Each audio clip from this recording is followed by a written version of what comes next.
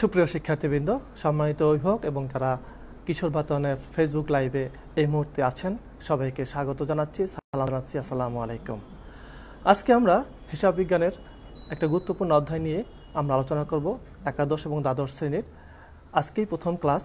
আমরা শুরুতেই ধন্যবাদ জানাই কিশোর বাতায়ন কর্তৃপক্ষকে যে এই মুহূর্তে এই অস্বাভাবিক পরিস্থিতিতে যেখানে শিক্ষার্থীদের ক্লাস করার কথা, শিক্ষার্থীর প্রধান কাজ হলো লেখাপড়া করা, ক্লাস করা, সেই কাজ থেকে সম্পূর্ণভাবে তারা বঞ্চিত হয়ে আছে।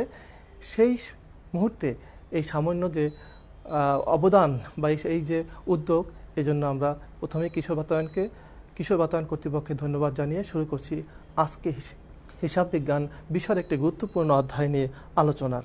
আশা করি সুপ্রিয় শিক্ষার্থীরা, তোমরা আজকে আলোচনা যদি মনোযোগ সহকারে যদি দেখো, ইনশাল্লাহ তোমাদের অনেক উপকার হবে, তোমাদের বাড়তি কোনো সাপোর্ট দরকার হবে না। দ্বিতীয়ত হলো যে আজকে যে আমরা অধ্যায় নিয়ে আলোচনা করব, এই অধ্যায়টা খুব গুরুত্বপূর্ণ। কেন গুরুত্বপূর্ণ? এই অধ্যায়টি আমাদের উচ্চ মাধ্যমিক বোর্ড পরীক্ষায় এই অধ্যায় থেকে প্রতি বছর একটি সিকিউ কোশ্চেন থাকেই। সেকেন্ডলি হলো একাধিক এমসিকিউ থাকে, এটা এক নম্বর বিষয়। দ্বিতীয় নম্বর হলো এই অধ্যায়টি আমাদের ইউনিভার্সিটি ভর্তি পরীক্ষায় এই অধ্যায় থেকে অনেক কোশ্চেন থাকে। এবং আরও একটু যদি এক ধাপ আগিয়ে বলি, তাহলে উচ্চশিক্ষার জন্য তোমরা যখন অ্যাকাউন্টিংয়ে বিবিএ বা এমবিএ করবে, এই অধ্যায় নিয়ে ব্যাপক বিশ্লেষণ আছে। তাহলে আজকে যদি তোমরা এই অধ্যায়টা ভালোভাবে যদি দেখো এবং উপভোগ করো, তাহলে আশা করি তোমাদের এই যে ভবিষ্যৎ যে সুযোগ সুবিধাগুলো তোমরা পরিপূর্ণ গ্রহণ করতে পারবে। চলো বন্ধুরা, আমরা যাই আজকে আমাদের আলোচনার মূল বিষয়ের দিকে আমরা যাচ্ছি। তোমরা লক্ষ্য রাখো এবং একই সাথে তোমরা যারা এখন ফেসবুক লাইভে আছো, তোমাদের বন্ধুদেরকেও শেয়ার করো, যাতে তোমরা এবং তোমার বন্ধুরা সবাই দেখতে পারে। তাহলে কি হবে? সবাই আমরা উপকৃত হব। আর এই উপকৃত হলেই কিশোর বাতায়নের এই যে উদ্যোগ, এটা নিঃসন্দেহে একটা মর্যাদা লাভ করবে এবং এর পরিশ্রম সার্থক হবে। চলো বন্ধুরা, আমরা দেখি আজকে আমাদের আলোচনা বিষয় কি আছে। তোমাদেরকে শুরুতে স্বাগত জানাচ্ছি আজকের এই পর্বে। সুপ্রিয় শিক্ষার্থীরা, আমরা কি দেখতেছি? আমরা দেখতেছি একটা মানবদেহ, এবং ওই মানবদেহে আমাদের রক্তের প্রবাহ হচ্ছে, ব্লাড সার্কুলেশন হচ্ছে। এটাকে আমরা ব্লাড সার্কুলেশন বলি। তোমরা জানো অনেকেই, বা আমরা সবাই জানি যে একটা মানবদেহে রক্ত কত গুরুত্বপূর্ণ। আমরা ঠিক এরকম যদি চিন্তা করি যে একটা ব্যবসা প্রতিষ্ঠানে রক্তের মতো একটা খুব গুরুত্বপূর্ণ একটা উপাদান আছে, যেটাকে ব্যবসা প্রতিষ্ঠানের রক্ত বলা হয়, ব্লাড বলা হয়। বন্ধুরা, তোমরা কি বলতে পারবে যে এমন একটা জিনিস আছে যা ব্যবসা প্রতিষ্ঠানের রক্তের মতো কাজ করে? একটু চিন্তা করো। হ্যাঁ, অনেকেই হয়তো ইতিমধ্যে বুঝতে পারছো, আবার হয়তো কেউ কেউ বুঝতে নাও পড়তে পারো। তাহলে দেখি আমরা, মানব দেহে যেমন রক্ত কাজ করে, ঠিক ব্যবসা প্রতিষ্ঠানেও নগদ টাকা রক্তের মতোই কাজ করে। এই জন্য ব্যবসা প্রতিষ্ঠানের ব্লাড বলা হয় নগদ টাকাকে। এবং এই মানবদেহে যখন রক্তের সঞ্চালন হয়, প্রবাহ হয়, সার্কুলেশন হয়, ঠিক একটা ব্যবসা প্রতিষ্ঠানেও নগদ টাকার সার্কুলেশন হয়, প্রবাহ হয়। এমন কিছু ঘটনা ঘটে ব্যবসা প্রতিষ্ঠানে, যে ঘটনার কারণে নগদ টাকা বা লেনদেন ঘটে, যেগুলো নগদ টাকা ব্যবসা প্রতিষ্ঠানে চলে যায়। আবার কিছু কিছু ঘটনা বা লেনদেনের কারণে ব্যবসা প্রতিষ্ঠানে নগদ টাকা চলে আসে। এই যে ব্যবসা প্রতিষ্ঠান থেকে নগদ টাকা চলে যাওয়া, আবার নগদ টাকা ফিরে আসা, এই যে প্রবাহ, এটাকে আমরা বলি ব্যবসা প্রতিষ্ঠানের নগদ টাকার প্রবাহ। শিক্ষার্থীরা, আমার মনে হয় যে তোমরা আজকে হয়তো এই মুহূর্তে বুঝতে পারতেছো অনেকেই। তারপরও বন্ধুরা বলতে পারো আজকে আমাদের আলোচনার বিষয় কি হতে পারে। আমরা কি বলেছি? আমরা মানবদেহে রক্ত, তার সার্কুলেশন দেখাচ্ছি। একটা ব্যবসা প্রতিষ্ঠানেকে আমরা বলছি রক্তের মতো কাজ করে, নগদ টাকা, এবং তারও প্রভাব দেখাচ্ছি। তাহলে অনেকেই হয়তো বন্ধুরা বুঝতে পারতেছো যে আজকে আমাদের আলোচনার বিষয় কি হবে। আজকে আমরা যদি এটাকে ব্যবসা প্রতিষ্ঠান ধরি, এবং এমন কিছু ঘটনা দ্বারা আমাদের নগদ টাকার আন্তঃপ্রবাহ হয়, এবং এমন কিছু ঘটনা দ্বারা নগদ টাকার বহিঃপ্রবাহ হয়। আর যে টাকাটা মাঝখানে থেকে যায়, এটাকে বলি আমরা নগদ জের বা নগদ ব্যালেন্স। এই যে নগদ টাকার আন্তঃপ্রবাহ এবং বহিঃপ্রবাহ, এইটা নিয়ে আমাদের একটা বিবরণী প্রস্তুত করতে হয়। অর্থাৎ নগদ টাকা কোন কোন উৎস থেকে আসলো এবং কোন কোন উৎসে আবার নগদ টাকা চলে গেল, এই যে বিবরণীটা হলো নগদ প্রবাহ বিবরণী। নিশ্চয়ই বন্ধুরা তোমরা আজকে বুঝতে পারছো, আমরা হিসাব বিজ্ঞানের তৃতীয় অধ্যায়ের গুরুত্বপূর্ণ একটা অধ্যায় নিয়ে আমরা আজকে আলোচনা যাচ্ছি এবং সেটা হলো নগদ প্রবাহ বিবরণী। চলো বন্ধুরা, আমরা দেখি আজকে এই অধ্যায়ের মূল গভীরে কি আছে, হ্যাঁ, এবং তোমরা একটু মনোযোগ সহকারে লক্ষ্য করো, আশা করি তোমরা বুঝতে পারবে। এর আগে আমরা তোমাদের কাছে একটা কমিটমেন্ট করেই আমরা আজকে কি পড়াবো, কি তোমাদের শেখাবো আজকে এই ক্লাসে। আজকে এই ক্লাসে তোমরা নগদ প্রবাহ বিবরণী সম্পর্কে বলতে পারবে এবং নগদ প্রবাহ বিবরণী যখন প্রস্তুত করবো এর কয়েকটা ধাপ আছে, কয়েকটা স্তর আছে, সেই স্তরগুলো সম্পর্কে তোমরা বলতে পারবে এবং এই ধাপ বা স্তরগুলোর মধ্যে কী কী উপাদান আছে সেই উপাদানগুলো আমরা তোমাদের চিহ্নিত করব। আশা করি তোমরা ক্লাসটি মনোযোগ সহকারে দেখবে এবং তোমরা খুবই উপকৃত হবে। আমরা এই অধ্যায়টা 3টি পর্বে আমরা শেষ করব। আজকে সেই প্রথম পর্ব, আরও 2টা পর্ব থাকবে। আশা করি তোমরা আমাদের সাথে সংযোগ থাকবে। আগামীকাল ঠিক আজকের মতো আগামীকাল এই ক্লাস আছে, আগামীকাল সকাল 10টায়। আশা করি আগামীকালকেও তোমাদের পাওয়া যাবে। তাহলে বন্ধুরা, আমরা মূল অধ্যায় ঢুকি। যে আমাদের প্রথম কমিটমেন্ট ছিল নগদ প্রবাহ বিবরণী কি। আমরা একটা ব্যবসা প্রতিষ্ঠানে একটা নির্দিষ্ট হিসাবকাল, বন্ধুরা তোমরা তো হিসাবকাল সম্পর্কে তোমরা তো জানো, হিসাবকাল কি। একটা নির্দিষ্ট হিসাবকালে একটা ব্যবসা প্রতিষ্ঠানে কোন কোন উৎস থেকে নগদ টাকা আগমন হয়েছে এবং কোন কোন উৎসে নগদ টাকা চলে গেছে, অর্থাৎ কোন কোন উৎস থেকে নগদের আন্তঃপ্রবাহ হয়েছে এবং কোন কোন উৎস থেকে নগদের বহিঃপ্রবাহ হয়েছে, এই বিষয়গুলো নিয়ে একটা বিবরণী তৈরি করা হয় বা বিবরণী তৈরি করা হবে। সেই বিবরণীটা হলো নগদ প্রবাহ বিবরণী। তাহলে ব্যবসা প্রতিষ্ঠানের একটি নির্দিষ্ট হিসাবকালে নগদ অর্থের আগমন এবং বহির্গমন দেখিয়ে যে বিবরণী প্রস্তুত করা হয় এটাই মূলত নগদ প্রবাহ বিবরণী। বন্ধুরা, আমরা এই মুহূর্তে নগদ প্রবাহ বিবরণী কিছু গুরুত্বপূর্ণ তথ্য জেনে নেব। এই তথ্যগুলো থেকে আমাদের বিভিন্ন বোর্ড পরীক্ষায় বিভিন্ন রকম এমসিকিউ এসেছে। আশা করি তোমরা মনোযোগ সহকারে দেখবে এবং এমসিকিউগুলো নিজেরাই সলভ করার চেষ্টা করবে। প্রথমে আসি যে আয় বিবরণী ও আর্থিক অবস্থা বিবরণীর মতো এটিও একটি আর্থিক বিবরণী। আমরা জানি আমরা বিশদ আয় বিবরণী করেছি, আর্থিক অবস্থা বিবরণী করেছি, এগুলোকে এক কথায় বলা হয় আর্থিক বিবরণী। এগুলোর মতোই নগদ প্রবাহ বিবরণীও একটা আর্থিক বিবরণী। আমি যেহেতু হলুদ মার্ক করেছি একটু খুব বেশি করে লক্ষ্য রাখবে, কারণ এখান থেকে কিন্তু এমসিকিউ থাকবে। আমরা যে নগদ প্রবাহ বিবরণী তৈরি করব এটা আমাদের 1994 সালের কোম্পানি আইন আছে, যে তোমরা জানো যে কোম্পানি আইন 1994 সালের কোম্পানি আইন। সেই কোম্পানি আইনে পাবলিক লিমিটেড কোম্পানির ক্ষেত্রে এই নগদ প্রবাহ বিবরণী প্রস্তুত করা এবং উপস্থাপন করা এটা বাধ্যতামূলক। তবে প্রাইভেট লিমিটেড কোম্পানির ক্ষেত্রে বাধ্যতামূলক করা হয়নি, চাইলে তারা করতে পারবে, বাট তাদের জন্য ম্যান্ডেটরি নয়। তো আমি আবার লাইনটা বলছি যে 1994 সালের কোম্পানি আইন অনুযায়ী প্রত্যেকটি পাবলিক লিমিটেড কোম্পানির নগদ প্রবাহ বিবরণী প্রস্তুত করা বাধ্যতামূলক, প্রস্তুত এবং উপস্থাপন করা বাধ্যতামূলক। আশা করি তোমরা এই বিষয়টা খেয়াল রাখবে। দ্বিতীয় একটা গুরুত্বপূর্ণ ইনফরমেশন হলো যে এই যে নগদ প্রবাহ বিবরণী আমরা প্রস্তুত করব এটা ইন্টারন্যাশনাল অ্যাকাউন্টিং স্ট্যান্ডার্ড, নিশ্চয়ই তোমাদের ধারণা আছে ইন্টারন্যাশনাল অ্যাকাউন্টিং স্ট্যান্ডার্ড সম্পর্কে। ইন্টারন্যাশনাল অ্যাকাউন্টিং স্ট্যান্ডার্ড 7-এ এই নগদ প্রবাহ বিবরণী প্রস্তুত করার একটা বিস্তারিত গাইডলাইন আছে। আমরা সেই গাইডলাইন অনুসরণ করেই আমরা নগদ প্রবাহ বিবরণী প্রস্তুত করব। তাহলে আমরা এখানে আরেকটা তথ্য জানলাম যে IAS অর্থাৎ ইন্টারন্যাশনাল অ্যাকাউন্টিং স্ট্যান্ডার্ড 7 অনুযায়ী আমাদের নগদ প্রবাহ বিবরণী প্রস্তুত করতে হবে। দেখে বন্ধুরা কারা আমাদের সাথে আছো, অনেকেই আছে আমাদের সালাম জানিয়েছে। ওয়ালাইকুম আসসালাম। রফিকুল ইসলাম সালাম জানিয়েছে সবাইকে, ওয়ালাইকুম আসসালাম। শুভকামনা জানিয়েছে SM শরীফুল ইসলাম, তোমাকে ধন্যবাদ। অনেকেই আমাদের সাথে আছে।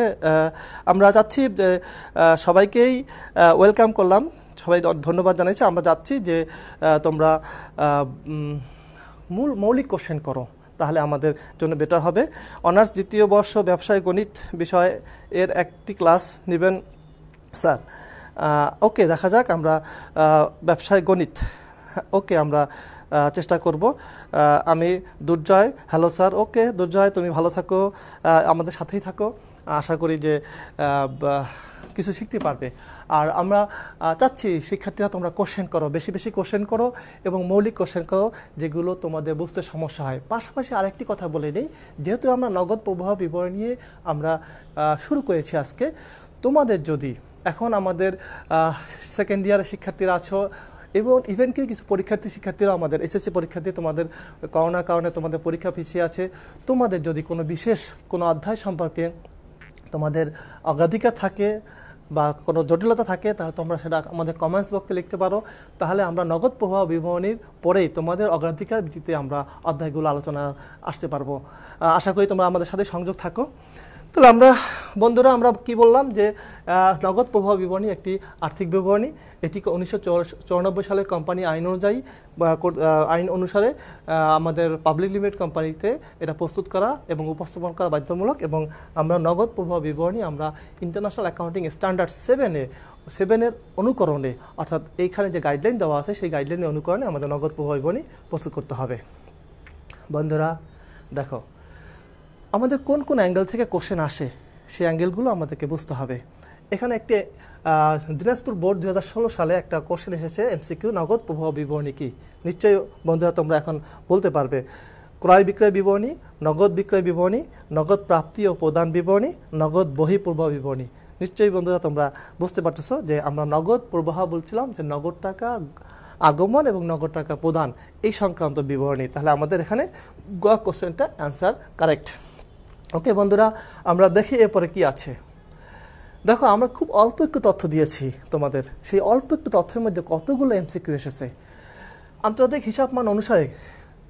হিসাব মান 7 অনুসারে কোন বিবরণী প্রস্তুত করা হয়। আমরা একটু আগে বলছি যে ইন্টারন্যাশনাল অ্যাকাউন্টিং স্ট্যান্ডার্ড 7-এর যে গাইডলাইন দেওয়া আছে সেই গাইডলাইন অনুযায়ী আমরা কি করি, নগদ প্রবাহ বিবরণী প্রস্তুত করি। তাহলে এখানে আমাদের উত্তর হবে নগদ প্রবাহ বিবরণী। ওকে বন্ধুরা, দেখি আর কি আছে আমাদের। দেখো, নিচের কোনটি থেকে একটি ব্যবসা প্রতিষ্ঠানে নগদ অর্থের আগমন ও নির্গমন সম্পর্কে জানা যায়। এটি দিনাজপুর বোর্ড 2016 সালে আসছে। দেখো, আমরা খুব অল্প একটু তথ্য তোমাদের দিয়েছি, এখান থেকে বিভিন্ন বোর্ডে কীভাবে কোশ্চেন এসেছে। তাহলে আমরা কোন বিবরণী থেকে নগদ অর্থের আগমন এবং বহির্গমন পাই সেটা বুঝতে পারতেছো, কারণ আমরা এই অধ্যায় নিয়ে আলোচনা করছি যে নগদ প্রবাহ বিবরণী। বন্ধুরা দেখো আরেকটু, যে 1994 সালে কোম্পানি আইন অনুযায়ী কোন প্রতিষ্ঠানে নগদ প্রবাহ বিবরণী প্রস্তুত ও উপস্থাপন বাধ্যতামূলক করা হয়েছে। আমরা একটু আগেই বলছিলাম যে 1994 সালে কোম্পানি আইন অনুযায়ী পাবলিক লিমিটেড কোম্পানির ক্ষেত্রে নগদ প্রবাহ বিবরণী প্রস্তুত এবং উপস্থাপন বাধ্যতামূলক। তাহলে আমরা সেটা নগদ পাবলিক লিমিটেড কোম্পানির ক্ষেত্রে আমাদের এটার অ্যান্সার। প্রাইভেট লিমিটেড কোম্পানি তারা চাইলে করতে পারবে, কিন্তু তাদের জন্য বাধ্যতামূলক করা হয়নি।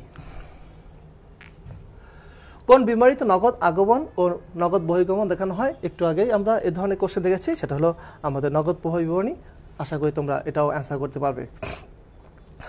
আন্তর্জাতিক হিসাব মান কত অনুযায়ী নগদ প্রবাহ বিবরণী তৈরি করা হয়। তাহলে আমরা বলেছি যে IAS 7 অনুযায়ী আমাদের নগদ প্রবাহ বিবরণী প্রস্তুত করা হয়। শিক্ষার্থী বন্ধুরা, দেখলে আমরা কত অল্প একটু তথ্য দিলাম, সে তথ্য থেকে কতগুলো এমসিকিউ আসছে। আমাদেরকে বুঝতে হবে যে আমাদের অধ্যায়ের প্রত্যেকটা গুরুত্বপূর্ণ জায়গাগুলোতে আমাদের নক করতে হবে। তাহলে আমরা এমসিকিউ যেভাবেই আসুক না কেন, যে অ্যাঙ্গেল থেকে আমাদের কোশ্চেন আসুক না কেন, আমরা সেটা অ্যান্সার করতে পারবো। এরপরে আসি আমাদের শিক্ষণফলের দ্বিতীয় পর্যায়ে ছিল যে আমরা নগদ প্রবাহ বিবরণীর বিভিন্ন স্তর সম্পর্কে, শ্রেণীবিভাগ সম্পর্কে আমরা আলোচনা করব। তাহলে আসো আমরা এই শিক্ষণফলের দ্বিতীয় পর্যায়ে আমরা দেখি যে নগদ প্রবাহ বিবরণীর 3টি শ্রেণীবিভাগ আছে। 3টি শ্রেণীবিভাগ, অর্থাৎ আমরা যে প্রবাহ বিবরণীটা করব সেই বিবরণীটা 3টি স্তর আছে। প্রথম স্তরটা হলো পরিচালন সংক্রান্ত কার্যক্রম, দ্বিতীয় স্তর হলো বিনিয়োগ সংক্রান্ত কার্যক্রম এবং তৃতীয় স্তর হলো অর্থায়ন সংক্রান্ত কার্যক্রম। এই 3 স্তর সমন্বয় হবে আমাদের নগদ প্রবাহ বিবরণী। তাহলে আমরা জানতে পারলাম যে নগদ প্রবাহ বিবরণীর 3টি স্তর আছে। একটা হলো পরিচালন সংক্রান্ত কার্যক্রম, দ্বিতীয় নম্বর হলো বিনিয়োগ সংক্রান্ত কার্যক্রম, তৃতীয় হলো অর্থায়ন সংক্রান্ত কার্যক্রম।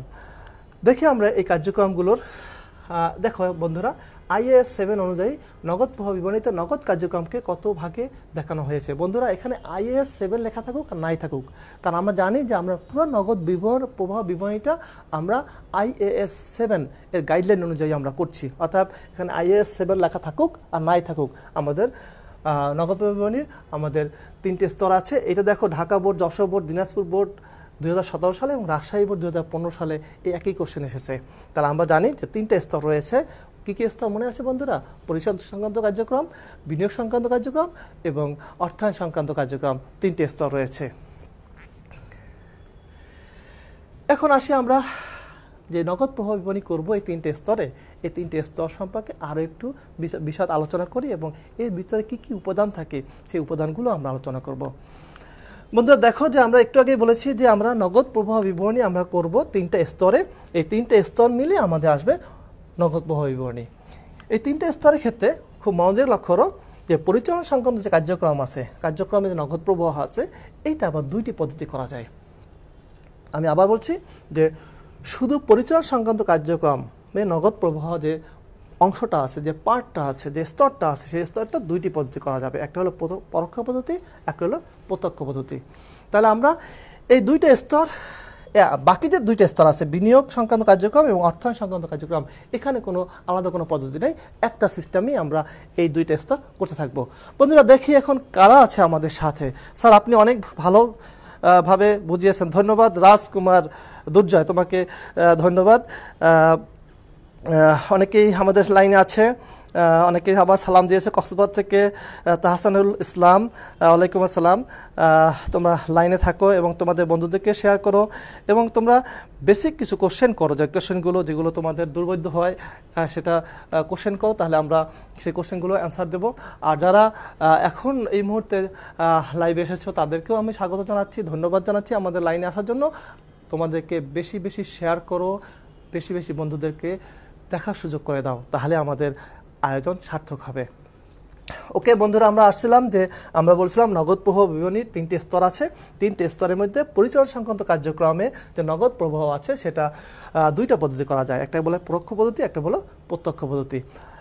আর বাকি যে 2টা পার্ট আছে বিনিয়োগ সংক্রান্ত কার্যক্রম এবং অর্থায়ন সংক্রান্ত কার্যক্রম, এখানে কোনো আলাদা কোনো পদ্ধতি নেই, একটা সিস্টেমই আমরা 2 পার্ট করব।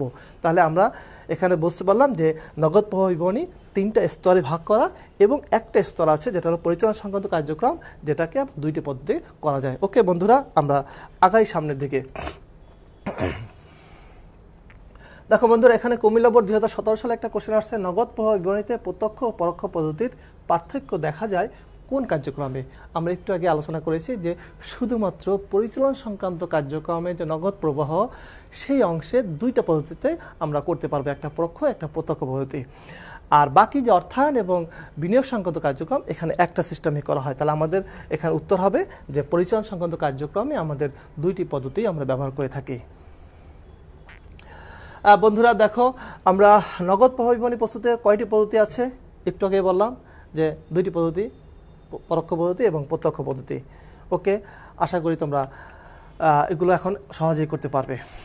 ওকে বন্ধুরা, আজকে আমরা একটা ছবি নিয়ে আসলাম, এই ছবিটা অনেক কথা বলবে, খুব মনোযোগ দিয়ে লক্ষ্য করো। এখানে একটা ব্যবসা প্রতিষ্ঠান, সচল একটা ব্যবসা প্রতিষ্ঠান, এই প্রতিষ্ঠানের যে ছবিটা আছে, এই ছবিটা থেকে আমরা নানান দৃষ্টিভঙ্গি থেকে এই ছবিটাকে বিশ্লেষণ করার চেষ্টা করব। দেখো বন্ধুরা, একটা প্রতিষ্ঠান, ব্যবসা প্রতিষ্ঠান যদি ধরি এটাকে, তাহলে এটা একটা চালু ব্যবসা প্রতিষ্ঠান। এখানে এমন কিছু ঘটনা ঘটছে, যা ঘটবে, সেটা হলো এই ঘটনাগুলো বারবার হবে, বারবার ঘটবে এবং এই ঘটনাগুলোর জন্য খুব বেশি অর্থ বিনিয়োগ হয় না, খুব বেশি অর্থের পরিমাণ থাকে না। এইখানে এমন কিছু লেনদেন থাকবে যে লেনদেনগুলো না ঘটলে এই প্রতিষ্ঠানটা স্থবির হয়ে থাকবে, এরকম থাকবে কিন্তু চালু থাকবে না। এটাকে চালু রাখার জন্য এমন কিছু লেনদেন বা ঘটনা ঘটবে যে ঘটনাগুলো আমাদের বারবার ঘটে এবং খুব বেশি আমাদের অর্থ বিনিয়োগ থাকে না। বন্ধুরা বলতে পারো কি এরকম? যদি আমি এই প্রতিষ্ঠানটাকে চালু রাখতে চাই, তাহলে আমাকে প্রথমে কি করতে হবে, যে পণ্য ক্রয় করতে হবে বা কাঁচামাল ক্রয় করতে হবে। তাহলে আমাদের খুব স্বাভাবিক একটা কার্যক্রম যে আমাদের কাঁচামাল ক্রয়। যদি আমি কাঁচামাল না কিনি, প্রতিষ্ঠান কিন্তু স্থবির হয়ে থাকবে। আবার এই কাঁচামাল ক্রয়, এই যে ঘটনা বা লেনদেনটা, এটা কিন্তু বারবার সংগৃহীত হয়। এমন কিছু ঘটনা আছে যেগুলো বারবার সংগৃহীত হয় এবং এই লেনদেনগুলো স্থবির হয়ে থাকবে। যেমন আবার পণ্য যদি ক্রয় করি, আমরা পণ্য বিক্রিও করি। আবার এখানে আমাদের নিশ্চয়ই লোকজন আছে যারা কাজ করে, কর্মী আছে, সেই কর্মীদেরকে আমরা বেতন দেই। এখানে শ্রমিক আছে, শ্রমিকদেরকে আমরা মজুরি দেই। এই ঘটনাগুলো কিন্তু আমাদের প্রতিনিয়ত এই লেনদেনগুলো ঘটে থাকে। এরপরে কি থাকে, যদি আমরা এটা ভাড়া করা প্রতিষ্ঠান চালাই, তাহলে ভাড়া দিতে হবে আমাদেরকে। যদি আমাদের ইন্স্যুরেন্স করি, আমরা এই প্রতিষ্ঠানের ইন্স্যুরেন্স প্রিমিয়াম দিতে হবে। আবার অনেক সময় আমরা দুর্ঘটনা ঘটলে ইন্স্যুরেন্স কোম্পানি থেকে আবার ক্ষতিপূরণ পেয়ে থাকি। আমরা আয়কর দেই, কোনো সময় আয়কর বেশি দিলে সেটা আবার ফেরতের একটা সুযোগ থাকে, অন্যান্য কিছু ফি বা কমিশন থাকে। আবার অনেক সময় আমরা অগ্রিম পণ্য ক্রয় বিক্রয় করে থাকি, আমরা লভ্যাংশ পাই। অনেক সময় আমরা বিনিয়োগ করি, সে বিনিয়োগ থেকে আবার লভ্যাংশ পাই, সুদ পাই, এবং অন্যান্য খাতে কিছু আদান প্রদান থাকে। দেখো, এই যে ঘটনাগুলো বা লেনদেনগুলোর কথা বললাম, এই সমস্ত লেনদেনগুলো একটা বৈশিষ্ট্য আছে, সেটা হলো এই সমস্ত লেনদেন না ঘটলে এই প্রতিষ্ঠানটা এইভাবে থেমে থাকবে। এক, দ্বিতীয়ত হলো এই লেনদেনগুলো বারবার সংগঠিত হয়। যেমন পণ্য ক্রয় হয়তো আমাদের দিনে 3 বার হয়, 5 বার হতে পারে, বা মাসে 5 বার হতে পারে, কিন্তু বারবার সংগঠিত হয়। এবং এখানে খুব বেশি যে টাকার এনগেজমেন্ট থাকে এমনটা খুব নয়। তাহলে বন্ধুরা, এই সমস্ত ঘটনার যে আমাদের নগদ টাকার আন্তঃপ্রবাহ হয় এবং বহিঃপ্রবাহ হয়, এই কার্যক্রমটা হলো পরিচালন সংক্রান্ত কার্যাবলী। আমরা আসলে হয়তো তোমরা ধারণা পেয়েছো যে পরিচালন সংক্রান্ত কার্যাবলীর উপাদানগুলো কি কি। এগুলো হলো পরিচালন সংক্রান্ত কার্যাবলীর উপাদান, অর্থাৎ পণ্য ক্রয় বিক্রয়, বেতন, মজুরি, ভাড়া এবং নিত্য নৈমিত্তিক যে আমাদের লেনদেনগুলো হয়, এই সমস্ত লেনদেনের মাধ্যমে যে আমাদের নগদ টাকার আন্তঃপ্রবাহ হয় এবং নগদ টাকার বহিঃপ্রবাহ হয়, এই যে কার্যক্রম, এই কার্যক্রমটাকে বলা হলো যে পরিচালন সংক্রান্ত কার্যাবলী। চলো বন্ধুরা, আমরা দেখি যে IAS 7 আমাদের পরিচালন সংক্রান্ত কার্যক্রমের সংক্রান্ত কি কথা বলেছে। IAS 7 অনুযায়ী ব্যবসায়ের প্রধান রাজস্ব বা আয় উৎপাদনকারী কার্যাবলী হলো পরিচালন সংক্রান্ত কার্যাবলী। তাহলে আমাদের কি বললো যে ব্যবসায়ের প্রধান রাজস্ব বা আয় উৎপাদনকারী আমাদের উপাদান হলো আমাদের পরিচালন সংক্রান্ত কার্যক্রম। এই পরিচালন সংক্রান্ত কার্যক্রমে IAS 7 অনুযায়ী কোন কোন খাত থেকে আমাদের নগদ টাকা আন্তঃপ্রবাহ হয় এবং IAS 7 অনুযায়ী কোন কোন খাতে আমাদের নগদ টাকার বহিঃপ্রবাহ হয়, তা স্পষ্ট গাইডলাইন দেওয়া আছে। এই গাইডলাইনগুলো আমাদেরকে অনুসরণ করতে হবে। এখানে বলা আছে পণ্য বা সেবা বিক্রয় থেকে নগদ প্রাপ্তি, এটা আমাদের পরিচালন সংক্রান্ত নগদ অর্থের আন্তঃপ্রবাহ। রয়্যালিটি, ফি, কমিশন, বীমা দাবির অনুকূলে প্রাপ্তি ও অন্যান্য খাত থেকে প্রাপ্তি। ব্যবসায়িক উদ্দেশ্যে ক্রয়কৃত সিকিউরিটি বিক্রয়, আমরা যদি ব্যবসায়িক উদ্দেশ্যে সিকিউরিটি কিনি, অর্থাৎ লাভ কিনি, তাহলে সেটা সুদ ও লভ্যাংশ বাবদ নগদ প্রাপ্তি, এবং আয়কর যদি আমরা কখনো অগ্রিম দিয়ে থাকি সেটা যদি আমরা ফেরত পাই। এই হলো আমাদের IAS 7 গাইডলাইন অনুযায়ী আমাদের নগদ প্রবাহের পরিচালন সংক্রান্ত কার্যক্রমের নগদ আন্তঃপ্রবাহের সোর্সগুলো বা উপাদানগুলো। IAS 7 অনুযায়ী কোন কোন খাতে আমরা পরিচালন সংক্রান্ত কার্যবলীতে নগদ বহিঃপ্রবাহ হবে, সেটা হলো নগদ বা সেবা, পণ্য বা সেবা সরবরাহকারীকে আমরা নগদ যদি প্রদান করি, সেটা আমাদের নগদ বহিঃপ্রবাহ। বেতন, মজুরি, বিমা, ভাড়া সহ যে মুনাফার যে খরচ আছে সেগুলোর জন্য যে আমাদের নগদ টাকা প্রদান করি, এগুলো বহিঃপ্রবাহ। ব্যবসায়িক উদ্দেশ্যে সিকিউরিটি ক্রয়ের জন্য নগদ প্রদান, আমরা এখানে বলছিলাম বিক্রয়, আর এখানে যদি ক্রয় করি তাহলে সেটা আমাদের জন্য নগদ বহিঃপ্রবাহ, এবং আমরা যদি আয়কর প্রদান করি এগুলো হলো নগদ বহিঃপ্রবাহ। তাহলে আমরা বন্ধুরা বুঝতে পারলাম যে IAS 7 অনুযায়ী আমাদের কোন কোন উপাদান থেকে নগদ টাকা আন্তঃপ্রবাহ হবে এবং কোন কোন উৎসে আমাদের নগদ টাকার বহিঃপ্রবাহ হবে, সেটা আমরা বুঝতে পারছি। দেখি আমরা বন্ধুরা কারা কারা লাইনে আছে। স্যার, এটা কি? এটা হলো আমাদের হিসাব বিজ্ঞান, দ্বাদশ শ্রেণীর হিসাব বিজ্ঞানের নগদ প্রবাহ, 3য় অধ্যায় নগদ প্রবাহ নিয়ে আমরা কথা বলছি। এটা একটা ক্লাস, অনলাইন ক্লাস। স্যার অনেকেই আমাদের সাথে আছে, SSC না KSSC, এটা নগদ প্রবাহ বিবরণী। SSC-তে নগদ প্রবাহ বিবরণী কোনো অধ্যায় নেই। চমৎকার উপস্থাপনা, ধন্যবাদ। বেলাল রাজবাড়ি থেকে বেলাল, তুমি আমার সাথে কানেকশন হয়েছে, ভালো। ওকে বন্ধুরা, আমরা আর তোমরা আরও আমাদের সাথে থাকো, এবং যেটা বলি বারবার, যেটা হলো তোমাদের বন্ধুদের সাথে শেয়ার করো। অনেকেই আমাদের সাথে ইতিমধ্যেই লাইনে চলে আসছো।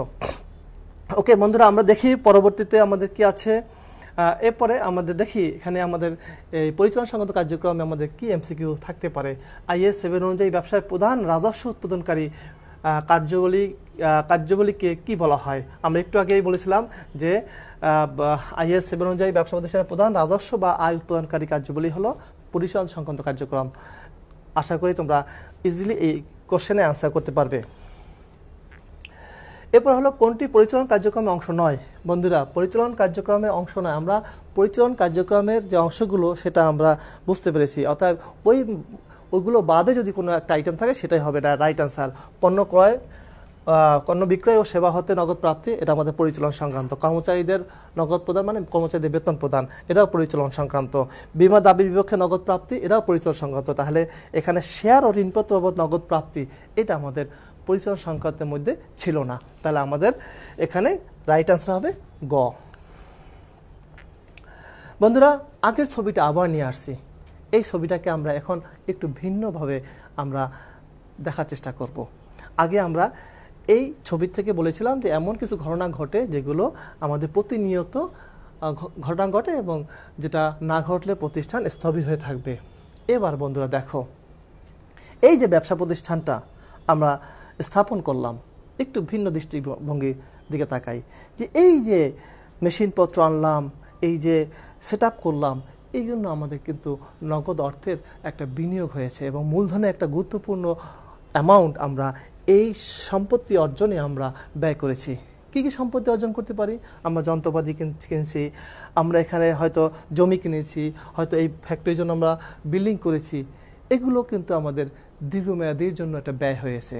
এগুলো কিন্তু সচরাচর আগের পরিচালনা সংক্রান্ত কার্যক্রমের সাথে এই কার্যক্রমের পার্থক্যটা হলো, পরিচালনা সংক্রান্ত কার্যক্রমের লেনদেনগুলো নিয়মিত বারবার আবর্তিত হতো, আর এখন যে বিষয় নিয়ে আমরা কথা বলবো, এই লেনদেনগুলো বারবার আবর্তিত হয় না। হয়তো 1 বছর 5 বছর পরে একটা লেনদেন হয় বা বছরে একবার হয়। হ্যাঁ, এবং এখানে অনেক হিউজ অ্যামাউন্ট আমাদের বিনিয়োজিত থাকে। এমন কিছু লেনদেন এখানে আছে, সেটা হলো যে আমরা এখানে জমি কিনতে পারি, আবার জমি অনেক সময় বিক্রিও করতে পারি, আবার আমরা দালান করতে পারি, আবার আমরা যন্ত্রপাতি কিনছি, পরিসম্পদ আছে, সুনাম, এরপরে ইজারা সম্পত্তি, অন্যান্য দীর্ঘমেয়াদী সম্পত্তি, এগুলো আমাদের অন্যান্য প্রতিষ্ঠানের শেয়ার ক্রয় বিক্রয়, অন্যান্য প্রতিষ্ঠানের শেয়ার ক্রয় বিক্রয়।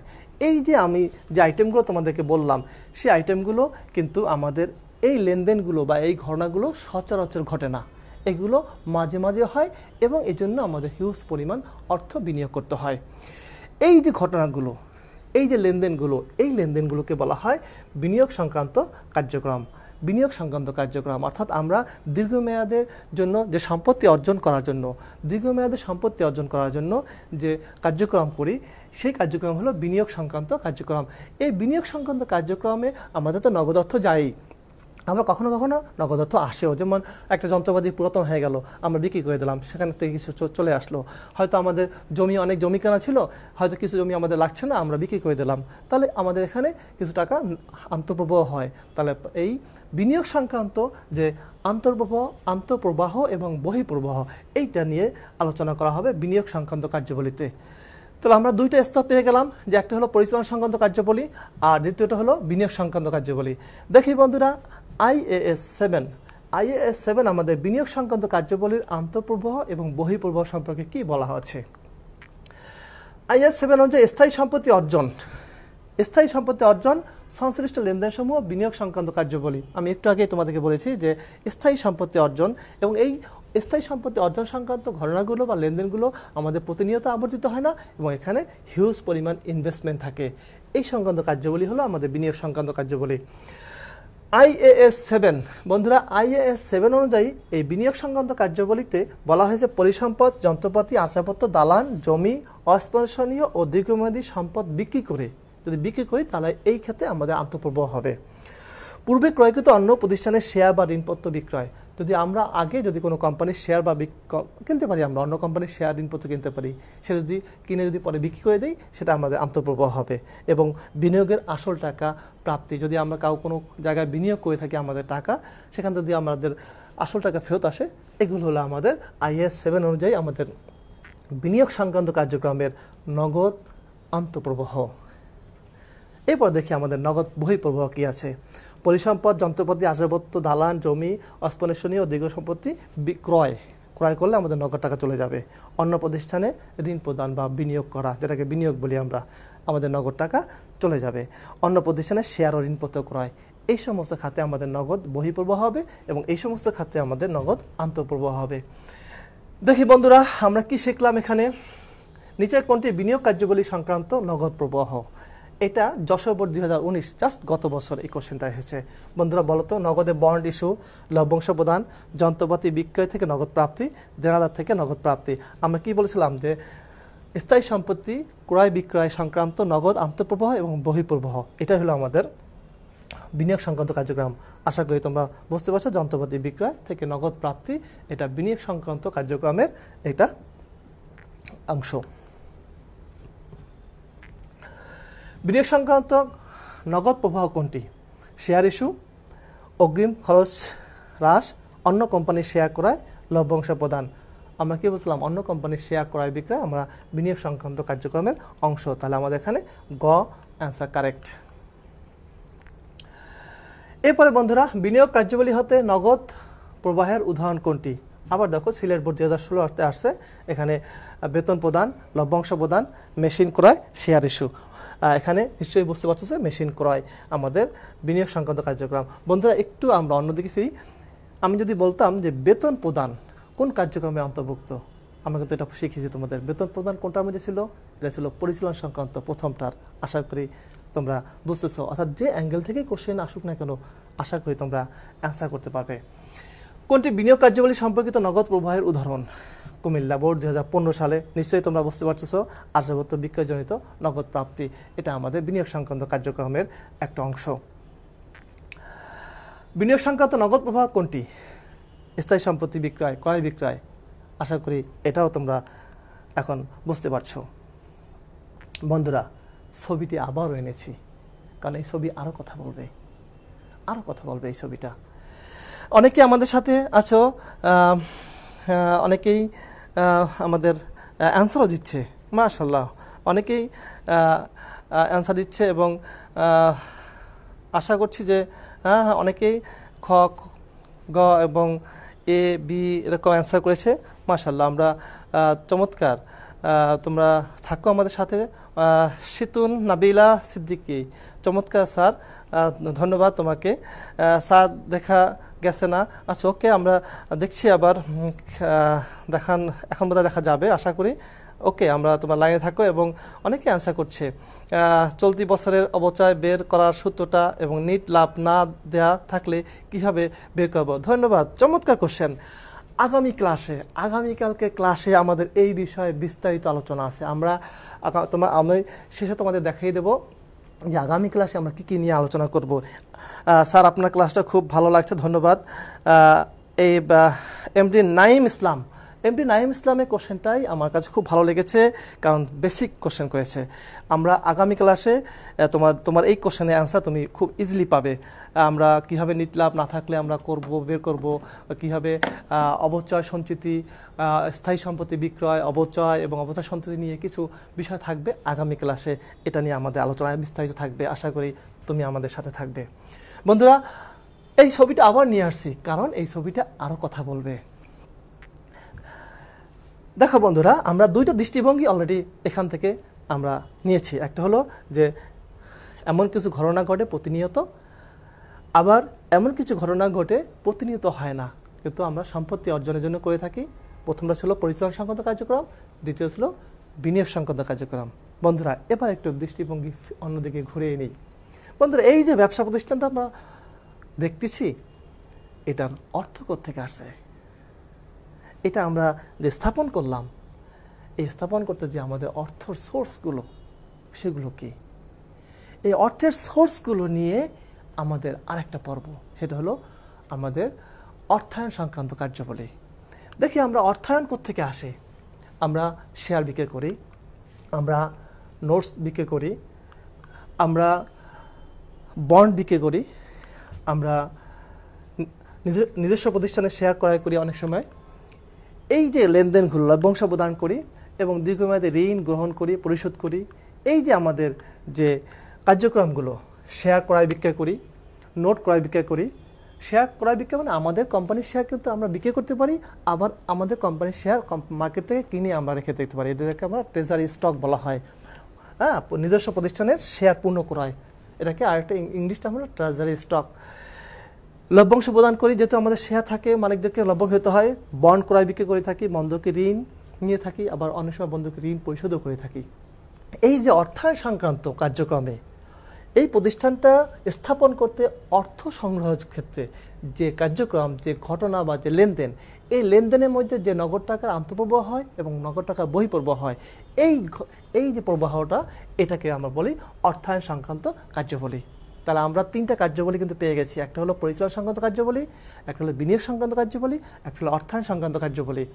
তাহলে এই কার্যাবলী, অর্থায়ন সংক্রান্ত কার্যাবলীর মধ্যে আমরা কোন কোন সোর্স থেকে, ব্যবসা প্রতিষ্ঠান থেকে অর্থ সংগ্রহ করা হয়, এই সংগ্রহ এবং এই সংক্রান্ত যদি আবার প্রদান থাকে, তাহলে এই কার্যাবলী সংক্রান্ত লেনদেনগুলো বা ঘটনাগুলো অর্থায়ন কার্যাবলীর অন্তর্ভুক্ত।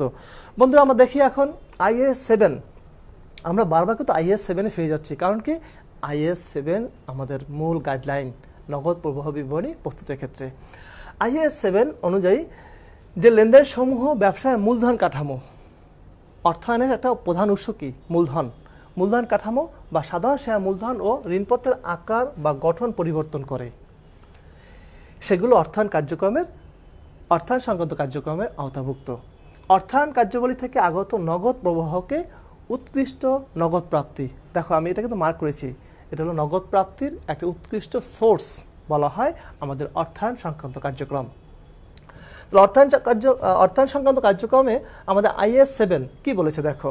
IAS 7 অনুযায়ী আমাদের শেয়ার, নোট, বন্ড, ঋণপত্র ইস্যু ও দীর্ঘমেয়াদী ঋণ থেকে নগদ প্রাপ্তি, এটা হলো আমাদের অর্থায়ন সংক্রান্ত কার্যক্রমের সোর্স। ইনফ্লো, নগদ আন্তঃপ্রবাহ হয়। আর বহিঃপ্রবাহ হয় কি, যে এই একই নোট, বন্ড, ঋণপত্র, দীর্ঘমেয়াদী ঋণ এবং ঋণপত্র যদি আমরা পরিশোধ করে দিই, তাহলে এখান থেকে আমাদের নগদ টাকা চলে যায়। নিজস্ব প্রতিষ্ঠানের শেয়ার পূর্ণ ক্রয়, আমরা যদি আবার আমাদের কোম্পানির শেয়ার যদি মার্কেট থেকে আমরা কিনে নিয়ে আসি, যেটাকে ট্রেজারি স্টক বলা হয়, এবং আমরা যদি আমাদের শেয়ার হোল্ডারদের, এটা কিন্তু লভ্যাংশ প্রদান কিন্তু আমাদের শেয়ার হোল্ডারদের লভ্যাংশ প্রদান করি, এই কার্যক্রম সংক্রান্ত নগদ টাকার ইনফ্লো এবং নগদ টাকার আউটফ্লো, আন্তঃপ্রবাহ এবং বহিঃপ্রবাহ, এই দুইটাই আমাদের এই কার্যক্রমে আওতাভুক্ত। দেখি বন্ধুরা, আমরা এখন এখানে কি আমরা MCQ পাই? ঢাকা বোর্ড 2018 সালে একটা MCQ আছে, অর্থায়ন সংক্রান্ত কার্যক্রমে নগদ প্রবাহের উদাহরণ কোনটি? খরিদ্দার থেকে নগদ প্রাপ্তি, খরিদ্দার মানে যারা আমাদের কাছে পণ্য কিনে, লভ্যাংশ প্রদান, যন্ত্রপাতি ক্রয়, অপচয় খরচ। বন্ধুরা দেখো, আমরা একটু আগেই বলেছিলাম যে আমাদের শেয়ার হোল্ডারদেরকে যে আমরা লভ্যাংশ প্রদান করি, এরা অর্থায়ন সংক্রান্ত কার্যক্রমের আওতাভুক্ত। বন্ধুরা, আমরা তোমাদের একটু ভিন্ন কোশ্চেন করি। খরিদ্দার থেকে নগদ প্রাপ্তি, এটা যদি আমাদের রাইট অ্যান্সার হতে, তাহলে আমাদের কোশ্চেনটা কী হতো? আমাদের কোশ্চেনটা হতো যে পরিচালনা সংক্রান্ত কার্যক্রমের নগদ প্রবাহ কোনটি থেকে আসে, তাহলে আমাদের খরিদ্দার থেকে নগদ প্রাপ্তি, এটা রাইট অ্যান্সার। কোশ্চেন যেভাবেই আসুক তুমি কিন্তু অ্যান্সার দিতে পারবে। অর্থায়ন কার্যক্রমের অন্তর্ভুক্ত হচ্ছে অবচয়, জমি বিক্রয়, শেয়ার ইস্যু, প্রাপ্য হিসাব বৃদ্ধি। বন্ধুরা, কোনটা হবে? অর্থ কোত্থেকে আসে? কোন একটা প্রতিষ্ঠানের মূল অর্থের সোর্স কোত্থেকে? অর্থায়নের সোর্স কোত্থেকে? শেয়ার বিক্রি করে। তাহলে আমাদের গ হবে এই ক্ষেত্রে কারেক্ট অ্যান্সার। এরপর বন্ধুরা দেখো, আরও কি চমৎকার কোশ্চেন। নগদ প্রবাহ বিবরণীর ক্ষেত্রে অর্থায়ন কার্যাবলীর উদাহরণ কোনটি? আমরা কি বলেছিলাম? ঋণপত্র বিক্রয় থেকে নগদ প্রাপ্তি, আমরা জমি বিক্রয় থেকে নগদ প্রাপ্তি, বিনিয়োগ থেকে নগদ প্রাপ্তি, পণ্য বা সেবা থেকে নগদ প্রাপ্তি। বন্ধু কোনটা হবে? বন্ধুরা কোনটা হবে? যে ঋণপত্র। আমরা অর্থায়নের একটা দ্বিতীয় সোর্স, প্রথম সোর্স বলা হয় শেয়ার বিক্রি করে, আর দ্বিতীয় সোর্স হলো ঋণপত্র বা বন্ড বিক্রি করে আমরা অর্থায়ন করে থাকি। বন্ধুরা, আমরা যদি তোমাদের একটু ভিন্ন কোশ্চেন করি, যে জমি বিক্রয় থেকে নগদ প্রাপ্তি, এটা কোন আওতায় মধ্যে পড়তো? পরিচালন, বিনিয়োগ না অর্থায়ন? মনে আছে তোমাদের? এটা জমি বিক্রয় থেকে নগদ প্রাপ্তি, এটা কিন্তু বিনিয়োগ সংক্রান্ত কার্যক্রম। আচ্ছা, পণ্য সেবা বিক্রয় থেকে নগদ প্রাপ্তি, এটা পরিচালন সংক্রান্ত কার্যক্রম। নিশ্চয়ই তোমরা এখন অ্যান্সার করতে পারবে। শেয়ার হোল্ডারদের নগদ লভ্যাংশ প্রদান, নগদ প্রবাহ বিবরণী কোন শ্রেণী কার্যবলী? আমরা আমাদের শেয়ার মালিকদেরকে যে লভ্যাংশ দেই, এটাকে আমরা কি বলেছিলাম? যেটা আমাদের বিনিয়োগ অর্থায়ন সংক্রান্ত কার্যবলীর অংশ। তাহলে এখানে অর্থায়ন কার্যক্রম হবে আমাদের মূল। অর্থায়ন কার্যক্রমে অন্তর্ভুক্ত হচ্ছে অবচয়, জমি বিক্রয়, শেয়ার ইস্যু। নিশ্চয়ই তোমরা এটাও পারবে, এটা বরিশাল বোর্ড 2017 সালে এসেছিল। লভ্যাংশ প্রদান, শেয়ার ইস্যু, নগদ ঋণপত্র ইস্যু ও ঋণ পরিশোধ ইত্যাদি নগদ প্রবাহ বিবরণীর কোন কার্যক্রমে অন্তর্ভুক্ত? চমৎকার কোশ্চেন। আশা করি মিস হবে না তোমাদের এখন এই সমস্ত কোশ্চেনের সঠিক অ্যান্সার করতে। অর্থায়ন সংক্রান্ত কার্যক্রম। প্রতিষ্ঠানের মূলধন কাঠামোতে পরিবর্তন আনয়ন করি লেনদেন সমূহ নগদ প্রবাহের কোন কার্যক্রমে অন্তর্ভুক্ত? মূলধন কাঠামো পরিবর্তন IAS 7 অনুযায়ী আমাদের একটা সংজ্ঞা দিয়েছিল যে মূলধন কাঠামো পরিবর্তন করে এই অর্থায়ন কার্যক্রম। আশা করি এটাও তোমরা এখন আর মিস করবে না। এখন বন্ধুরা আমরা একটু একটু একটু নগদ, যে নগদ প্রবাহ এর মূল উৎসটা হলো নগদ। বেসিক কথাটা হলো নগদ। এখানে নগদ বলতে আমাদের নগদ টাকা তো আমরা বুঝি যে আমাদের একদম হাতে নগদ বা ক্যাশে যে টাকা থাকে এটাকে নগদ বলি, কিন্তু আমাদের নগদ প্রবাহ বিবরণী বলতে নগদ এবং নগদ তুল্য এই বিষয়টাকে চিন্তা করতে হবে। নগদ টাকা আমরা বুঝি যে আমাদের যে নগদ টাকা থাকে এবং চাহিদা মাত্র পদেও আমানত, অর্থাৎ আমি তাৎক্ষণিকভাবে চাইলেই আমি পাবো। যেমন ব্যাংকে টাকা রাখলে আমি তাৎক্ষণিকভাবে যে কোনো সময় টাকা পাবো, অথবা কোনো বন্ধুর কাছে টাকা রাখছি চাইলেই টাকা পাওয়া যাবে, এরকম অর্থকে আমরা নগদ বলি। কিন্তু নগদ তুল্য কাকে বলে? এই দুইটা টার্ম তোমরা মনে রাখো, কারণ এই দুইটা টার্ম থেকেও আমাদের MCQ থাকতে পারে। নগদ তুল্য স্বল্প সময়ে নগদে রূপান্তর করা যায়, যে সম্পদ স্বল্প সময়ে নগদে রূপান্তর করা যায়। এখন স্বল্প সময় বলতে আমার কত সময়? স্বল্প সময় বলতে সাধারণত 3 মাস বোঝানো হয়, অর্থাৎ যে সম্পত্তিগুলো সর্বোচ্চ 3 মাসের মধ্যে নগদে রূপান্তর করা হয়, নগদে রূপান্তর করা যায়, এই সমস্ত সম্পদগুলোকে বলা হয় নগদ তুল্য। তাহলে আমরা নগদ প্রবাহ বিবরণীতে শুধু নগদ বলতে নগদই বোঝাচ্ছে না, নগদের সাথে নগদ তুল্য সম্পত্তিকে বোঝাচ্ছে। অর্থাৎ এই দুইটা নিয়েই আসলে নগদ প্রবাহ বিবরণী প্রস্তুত হবে। এর আন্তঃপ্রবাহ দেখানো হবে, এর বহিঃপ্রবাহ দেখানো হবে। বন্ধুরা নিশ্চয়ই বুঝতে পারছো যে নগদ এবং নগদ তুল্য বিষয়টা কি। এই নগদ এবং নগদ তুল্য বিষয় নিয়েই আসলে নগদ প্রবাহ বিবরণী। বন্ধুরা আমরা দেখে নিই চলতি MD নাসিম ইসলাম চলতি বছরে অপচয় বের করার সূত্রটা এবং নিট লাভ। ওকে বন্ধুরা, আমরা একটু আগেই বলছি অবশ্যই আগামী ক্লাসে আমাদের এই বিষয় নিয়ে ব্যাপক আলোচনা আছে আশা করি। ফেরদৌস সান্তনা চমৎকার উপস্থাপন, ধন্যবাদ তোমাকে। সিতুর নাবিলা সিদ্দিকা চমৎকার ক্লাস স্যার, ধন্যবাদ। সাথেই থাকো আমাদের, শুধু আমাদের আজকেই শুধু সাথে থাকো না, ক্লাস স্যার ক্লাসটা অনেক ভালো লাগছে। আহমেদ তাসরেফ পারভেজ, ধন্যবাদ স্যার, আপনাকে কথাগুলো ভালো লাগছে। ওকে, আমরা তোমাদের কাছে খুব বেসিক কোশ্চেন চাচ্ছি, যে কোশ্চেনগুলো তুমি উপকৃত হবে এবং এই কোশ্চেনগুলো অ্যান্সারগুলো অন্যরা শুনলে উপকৃত হবে। আমরা আগামী ক্লাস অনেক বন্ধুরা আমাদের সাথে ইতিমধ্যে আছে, অনেকেই অনেক চমৎকার অ্যান্সার করেছে। Thank you sir. Shamim Hossain thank you, তোমাকেও থ্যাংক ইউ। সাথে থাকো। আমরা আরেকটু বিষয় শেষ স্লাইডে আমরা আছি এই মুহূর্তে। আমরা আগামী ক্লাসে বলেছি নগদ প্রবাহ বিবরণী আগামী ক্লাসে আমাদের ক্লাস থাকবে, এবং আগামী ক্লাসটাও আমাদের খুব গুরুত্বপূর্ণ, কারণ হলো আগামী ক্লাসে আমাদের নগদ প্রবাহ বিবরণী কীভাবে তৈরি করা হয় স্টেপ বাই স্টেপ এবং কোনখানে শিক্ষার্থীদের সমস্যা বেশি থাকবে সেইগুলোকে আমরা একদম খুলে বিশ্লেষণ করার চেষ্টা করব। আশা করি আগামী ক্লাসকে মিস করবে না।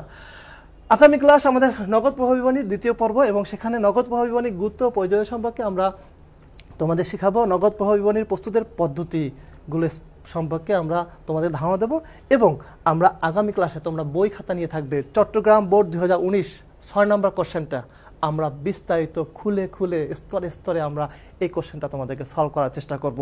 আশা করি আগামী যারা একদম নগদ প্রবাহ বিবরণী কখনো করনি তাদের ক্ষেত্রেও আমি বলবো যে আগামী ক্লাস থাকো। আশা করি আমরা নগদ প্রবাহ বিবরণী নিয়ে আমাদের কোনো সমস্যা থাকবে না। সবাইকে ধন্যবাদ যারা অনলাইন ক্লাসে ছিলে, আমাদের সাথে ছিলে, তাদের সবাইকে ধন্যবাদ কিশোর বাতায়ন কর্তৃপক্ষকে এমন একটা চমৎকার আয়োজনের জন্য সবাইকে অসংখ্য ধন্যবাদ। আবার দেখা হবে। আল্লাহ হাফেজ। আসসালামু আলাইকুম।